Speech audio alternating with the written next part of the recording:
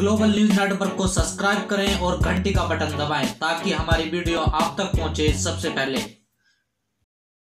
नमस्कार, मैं गजेंद्र जाटव और आज हमारे साथ हैं एक वरिष्ठ नागरिक हैं और बहुजन समाज के जितने भी आंदोलन हुए हैं उनसे इनका बड़ा लंबा नाता रहा है। चाहे आरपीआई रही हो या बहुजन समाज पार्टी रही हो या वाम सैप रही हो, ये लंबे समय से 1976 से बहुजन समाज के लिए जितने भी आंदोलन हुए उनमें लंबे समय से काम करते रहे हैं और जो धम का काम है उसको बड़ी तेज़ी से देश के कोने में जा जाकर उसको बढ़ावा दे रहे हैं और उसकी प्रगति में आगे काम करने का काम कर रहे हैं। और हमारे साथ हैं आज RL प्रथम जी। और सर, आपका बहुत बहुत धन्यवाद हमारे चैनल में। सर धन्यवाद। सर, आप राजनीति में भी लंबे समय से आपने देखा है देश की राजनीति में उठापटक जितने बदलाव आए हैं और जो आज की जो तस्वीर बन रही है सर, जिस प्रकार से यूपी में एसपी और बीएसपी एक साथ गठबंधन करते हैं और तुरंत उसी के कुछ दिनों बाद कांग्रेस प्रियंका गांधी को प्रोजेक्ट करती है और यूपी का महासचिव बना देती है। सर, इसे आप कैसे देखते हैं? देखिए, ये जो कांग्रेस ने प्रियंका गांधी को यूपी में महासचिव नियुक्त किया है और यूपी के एक हिस्से में, उत्तरी हिस्से में, उसके पीछे एक बहुत बड़ी सोची समझी एक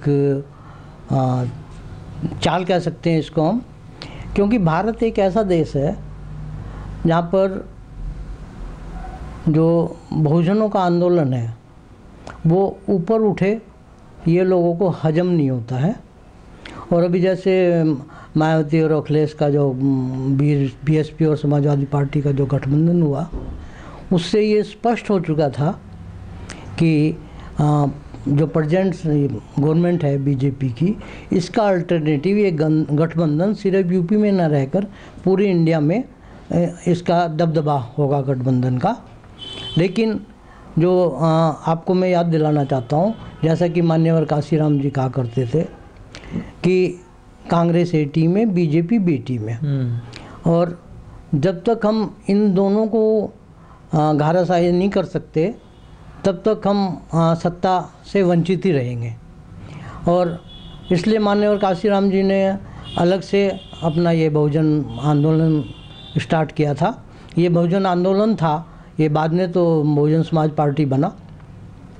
और इस आंदोलन की मार्फत जब तक बहुजन समाज पूरी इंडिया में इकट्ठा होकर और ऐसी स्थिति पैदा नहीं कर बिना, जैसे आपको याद होगा, जैसे यूपी में जब बीएसपी की पहली बार सरकार बनी, गठबंधन सरकार, वो किस सिचुएशन में बनी? क्योंकि वहाँ पर तिकोना संघर्ष हो गया था और सत्ता के दावेदार 3 पार्टी थी, जिस सिचुएशन में 2 पार्टी इकट्ठी होने पर ही सरकार बन सकती थी। और जब ऐसी सिचुएशन आई तो इनके पास कोई अल्टरनेटिव नहीं था, इसलिए इन्होंने मजबूरी में वहाँ पर बहुजन समाज पार्टी को समर्थन दिया, समाजवादी पार्टी को समर्थन दिया और उनकी बाद में फिर पहले तो समाजवादी और बहुजन समाज पार्टी की सरकार थी जिसमें मुलायम सिंह चीफ मिनिस्टर होते थे। जब इनका आपस में मनमुटाव हुआ उसके बाद इन्होंने दुखी मन से बीएसपी को सपोर्ट किया और मायावती मुख्यमंत्री बनी। बीजेपी ने? हाँ, बीजेपी ने सपोर्ट किया और बीएसपी से मायावती मुख्यमंत्री बनी। जब तक ऐसी सिचुएशन भारत में नहीं आएगी इंडिया लेवल पर, जब तक बहुजन समाज पार्टी का या बहुजन आंदोलन का कोई भी नेता प्रधानमंत्री नहीं बन सकता है। और ये जो कल को ऐसी सिचुएशन भी डेवलप हो सकती है कि बीजेपी और कांग्रेस बहुजन आंदोलन, बहुजन समाज पार्टी और बहुजन समाज के खिलाफ दोनों इकट्ठे हो सकते हैं। जैसे ये मूवमेंट आगे बढ़ेगा, बहुजन आंदोलन का जैसे मूवमेंट आगे बढ़ेगा, जो ये फोर्सेस हैं, जो मनुवादी या हिंदुवादी जो फोर्सेस हैं, ये इकट्ठी होंगी और हमें ये रोकेंगी। इसलिए मान्यवर काशीराम जी कहा करते थे कि हम बैलेट से अपनी सरकार बनाएंगे। लेकिन सर, ये जो प्रियंका को जो इन्होंने मैदान में उतारा है ऑफिशियली और कांग्रेस का महासचिव बनाया गया, सर इसका गठबंधन पे कितना असर पड़ेगा? हाँ, गठबंधन का ये है कि एक टाइम था कि है ना, उस टाइम पर जो ओबीसी या एससी समाज के लोग थे जिनमें राजनीतिक चेतना का अभाव था, तो सभी लोग कांग्रेस को वोट देते थे। और इसी लहर में इंदिरा गांधी के पास मुस्लिम का समर्थन और शेड्यूल कास्टों का समर्थन था। कोई उनको चैलेंज करने वाला उस टाइम पे नहीं था, इसलिए कांग्रेस का निश्चित राज चलता रहा। लेकिन है ना, अभी आज की डेट में बहुजन आंदोलन की मार्फत मान्यवर काशीराम जी की शिक्षाओं से, उधर कपूरी ठाकुर बिहार में थे, उनकी शिक्षाओं से, ओबीसी में लल्लू प्रसाद यादव थे, उनको भी लोग पढ़ने लगे हैं, और जिससे ओबीसी समाज जागृत हो रहा है, एससी समाज जागृत हो रहा है, और वो इतना जागृत हो चुका है। ये इस समय जो सिचुएशन चल रही है, जो 2019 में इलेक्शन से पहले वो सिचुएशन ये चल रही है, वो इस बात को प्रूव करेगी कि हमारा समाज 1970 में खड़ा है या 2019 में ये बहुजन आंदोलन को समझ के, बहुजन संघर्ष समझ के, बाबा साहब ज्योतिबा फूले की विचारधारा को समझकर ये इकट्ठा हुआ है। अगर ये इकट्ठा हुआ Bahujan Samaj, SC, ST, OBC, तो निश्चित तौर पे कांग्रेस, बीजेपी दोनों में से कोई भी सत्ता में नहीं आ पाएंगे, और जब वो सत्ता में नहीं आएंगे तो ऐसी सिचुएशन होगी जैसे यूपी में एक टाइम थी, वो तिकोना संघर्ष बनेगा। ऐसे सिचुएशन में तो मायावती या कोई बहुजन समाज का तो प्रधानमंत्री बन सकता है। ऐसी सिचुएशन के बिना तो भारत जैसे देश में, जो कि आज भी 2019 में भी सोचते हैं कि हम मनुस्मृति को लागू कर देंगे अगर हम ये पावर में आ जाएं, तो इसलिए बहुजन समाज, और आपने ये भी देखा होगा कि जो रिजर्वेशन है वो धीरे धीरे प्राइवेट करते जा रहे हैं, उसको ख़त्म किया, अभी रोस्टर सिस्टम इन्होंने लागू किया ताकि शिक्षण संस्थाओं में हायर पोस्ट पे ये लोग ना पहुंच सके। इसलिए हमारे समाज को ये सोचना होगा कि उनका हित कहाँ पर है। सर, प्रियंका के आने से क्या यूपी में बीजेपी को फ़ायदा होगा सर? देखिए, प्रियंका के आने से जो एससी, एसटी, ओबीसी समाज के लोग हैं, जिन्होंने अब तक समाज के आंदोलन की जानकारी प्राप्त नहीं की है, जो जागरूक नहीं हुए हैं, सोशल मीडिया की मार्फत भी जागरूक नहीं हुए हैं, उनमें से कुछ जरूर इस प्रियंका की लहर में कांग्रेस के साथ जा सकते हैं।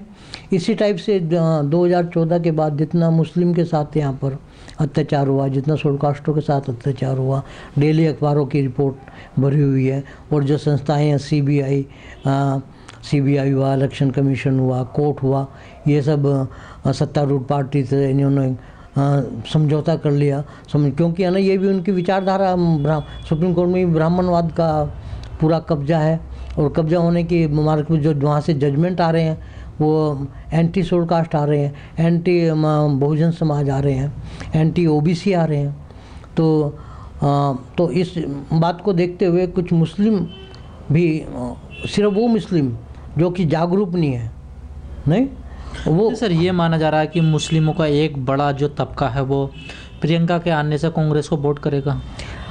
मैंने कहा ना, उसी टाइप से, बड़ा तबका नहीं कह सकते, लेकिन कुछ वो कर सकते हैं, और उसका रिजल्ट और ऐसे ही तीनों पार्टियों पे पड़ेगा इफेक्ट, बहुजन समाज पार्टी पर भी, समाजवादी पार्टी पे भी, और थोड़ा बहुत बीजेपी को भी डैमेज प्रियंका का। एक प्रियंका को बड़ा हवा बनाकर दिखाया जा रहा है कि अब यूपी की राजनीति बदल जाएगी, ये हो जाएगा, वो हो जाएगा, लेकिन सर प्रियंका तो 2014 में भी थी उस टाइम तो, और 2017 में भी थी जब अखिलेश ने और राहुल गांधी एक साथ चुनाव लड़े थे, लेकिन जब तो कोई असर नहीं दिखाई दिया। क्या इस चुनाव में ऐसा क्या होने वाला? क्या है कि कांग्रेस के पास ये आखिरी तुरुप का पत्ता था, जो कि उन्होंने इसको, क्या इंदिरा गांधी की छवि देखते हैं प्रियंका में लोग? हाँ, इंदिरा गांधी की छवि, लेकिन वो जनरेशन तो जा चुकी ना, नई जनरेशन आ चुकी है।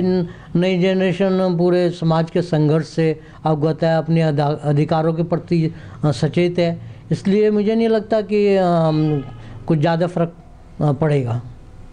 Thank you sir. ये थे हमारे साथ रामलाल प्रथम जी, और जिन्होंने बताया प्रियंका के आने से जो तबका है, जो बहुजन आंदोलन से जो सीखा नहीं है, जो अभी कम पढ़ा लिखा है, वो कहीं ना कहीं भटक सकता है रास्ता, लेकिन जो सोशल मीडिया और जो बहुजन समाज में जितने भी बहुजन संगठन काम कर रहे हैं वो इस चीज़ को भली भांति समाज को समझा रहे हैं, और ज़्यादातर प्रियंका के आने से बहुजन समाज पर असर नहीं पड़ेगा।